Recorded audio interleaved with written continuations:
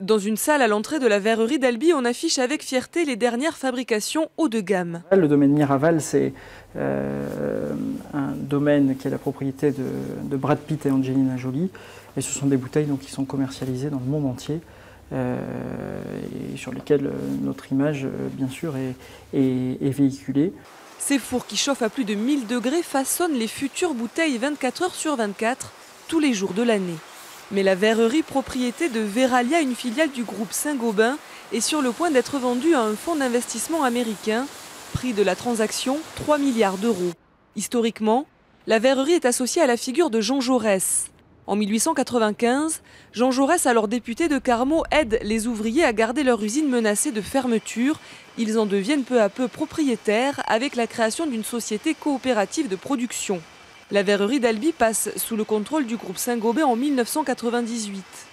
Aujourd'hui, face au rachat par le fonds américain Apollo, la direction se veut rassurante.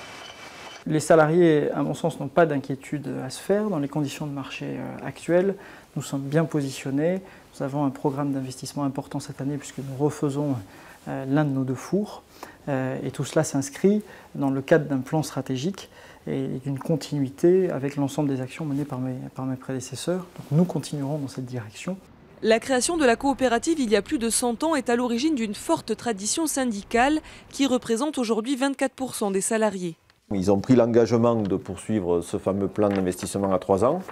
Alors maintenant, il faut qu'on continue à montrer qu'on ne sera pas que des spectateurs, qu'on souhaite être acteur complètement, à la fois acteur parce qu'on crée les richesses, mais aussi dans les choix industriels et financiers qui sont faits. Les salariés peuvent compter sur la participation de l'État via la Banque publique d'investissement à hauteur de 10%.